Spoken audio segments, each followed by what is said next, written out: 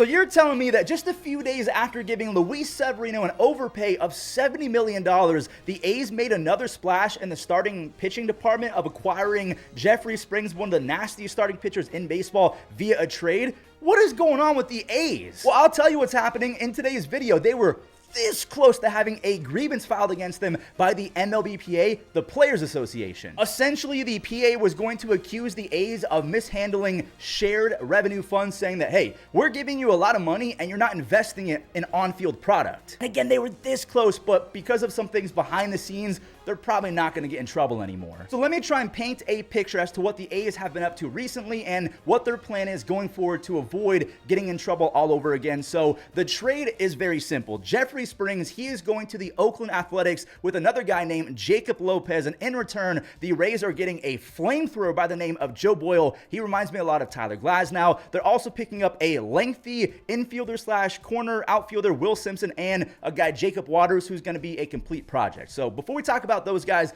let me briefly explain why the A's are making these trades and moves. So we know the A's just joined the Warriors and the Raiders as professional sports teams to leave the city of Oakland. Now, whether you want to blame the city itself, the politicians, John Fisher, it sucks to say, but Oakland is just losing teams left and right. In response, the Oakland A's fan base protested by not going to any of the games, which actually kind of helped John Fisher, the owner of the A's. Let me explain. So the way that revenue sharing works in Major League Baseball is, according to the 2022 CBA, they actually changed it from 31% to 48% of your local revenue money. It all has to go in one pot, and it's divvied up evenly between all 30 teams in baseball. The poor teams who get a lot of money are called the payees. The teams like the Dodgers and the Yankees who put more in than they get out of revenue sharing, they're called the payers. So let me repeat that one more time. Rich teams like the Dodgers and the Yankees put more in than they get back out. Whereas a team like the A's, they put less money in and get more money out because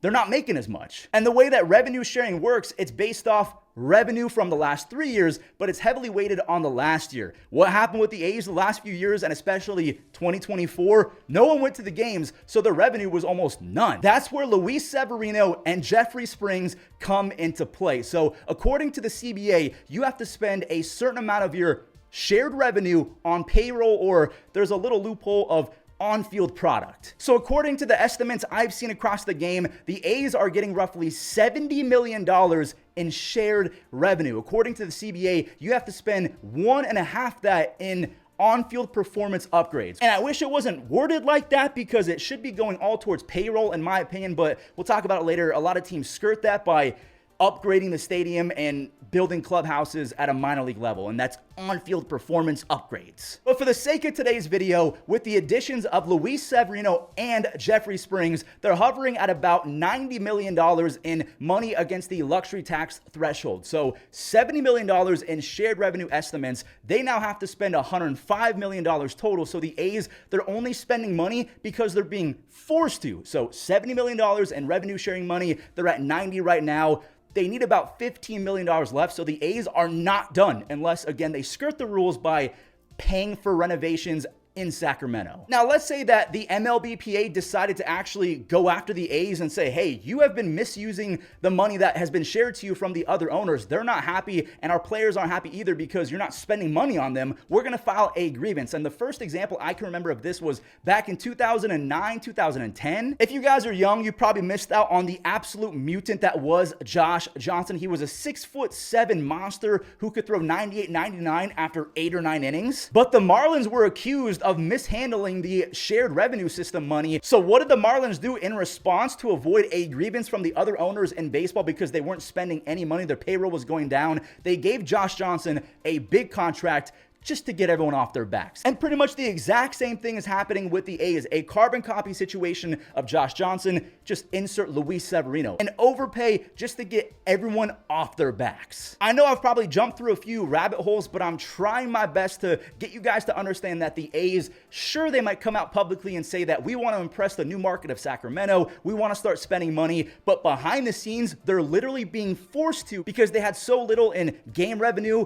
and local revenue because the fans protested John Fisher that they're going to get more of the revenue sharing pot, and the other owners are not going to be okay with them not spending that money. So a grievance, it was probably being made up before the Sevy signing and the Springs trade. So Again, they're basically off the hook by overpaying. Now that we got that out the way, I feel like that was important to give context. Let's talk about the trade itself. Jeffrey Springs and Jacob Lopez, they're going to the A's. The Rays are getting 3 separate players. Let's talk about the A's players first. The A's picked up 32-year-old Jeffrey Springs, who over his last 230 innings has a 2.6 ERA. And by the way, those 230 innings have come over 4 seasons, so he has an insanely high ceiling despite not throwing very hard, but he also comes with a lot of baggage when it comes to health-related issues. Again, he doesn't throw hard, but he somehow generates a lot of whiffs and chases. I'm not saying the A's are going to win the AL West in 2025, but with that young lineup who showed a lot of promise just a season ago with Brent Rooker, Lawrence Butler being absolute superstars in the second half, when you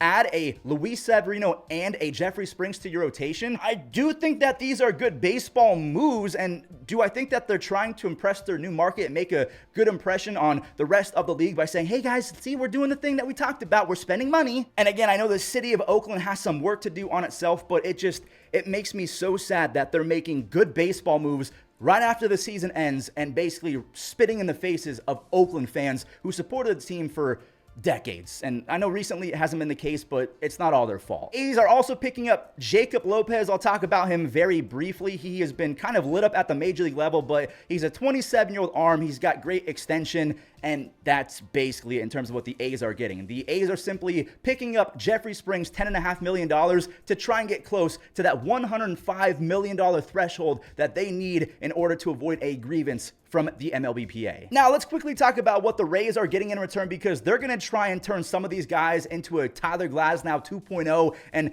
specifically Joe Boyle, because he's a 6'7", 25-year-old flamethrower. And again, emphasis on flamethrower. He throws 101 to 102 as a starting pitcher. But the bugaboo about Joe Boyle, I don't know if this sounds familiar, he walks almost 7 hitters per 9 with a lot of strikeouts. Who does that sound like? A tall flamethrower who walks a lot and strikes out a bunch. It sounds like Tyler Glasnow, and the Rays, they were able to acquire Glasnow from the Pirates and chop his walks per 9 almost in half. He was hovering around 6 walks per 9 innings with the Pirates. When he left the Rays, he was at a 2.8, so they fixed the command issues. Joe Boyle is a young, flame-throwing monster with a lethal slider and a developing curveball. He gave up 0 hits on the curveball last year. He only threw it 36 times, though. The Rays also picked up Will Simpson, a lengthy 23-year-old infielder, like a corner infielder, corner outfielder type of build. He has 44 doubles, 24 home runs, and a near 880 OPS in 162 minor league games. Great pickup. And then also Jacob Waters, a 23-year-old former strikeout machine, like we're talking about back in college. He's completely forgotten how to do that at the pro level, so the Rays, they're confident they can use their voodoo magic to fix his command. And one more thing, the Rays also got a competitive A pick. Those are only given to poor teams. The richer teams get competitive B picks, which are later in the second, third rounds. Competitive A picks are in the first round. So that's the Jeffrey Springs trade in a nutshell. The A's are doing this to, 1, impress their new market, and 2, to avoid getting slapped on the wrist by their buddies. Before we end the video, 3 small moves we do have to talk about super quick. The Cubs are getting Carson Kelly, who was the best 9-hitter in baseball last year. He had a 137 OPS plus and 115 bats as a 9-hitter. He's a sick defender. He's going to be a good platoon guy with Miguel Amaya, who fell off after a hot July and August. Brian De La Cruz, he got a split contract from the Braves, which I've never heard of. A split contract means that Brian's going to get more money if he makes it to Major League Baseball, less money if he plays in AAA or something like that. He's been an extra base machine, and then that trade happened to Pittsburgh, where he was one of the worst players in baseball. And last but not least, Emmanuel Valdez, he got traded to the Pirates, and he has one of my favorite swings in baseball, but he is a butcher on defense. He's got no speed, he has a noodle arm, but he impressed a little bit as a rookie before completely regressing in 2024 across the board. The Pirates, they're just hoping that they can unlock the 35 double, 28 home run, 920 OPS guy 2 years ago in AAA.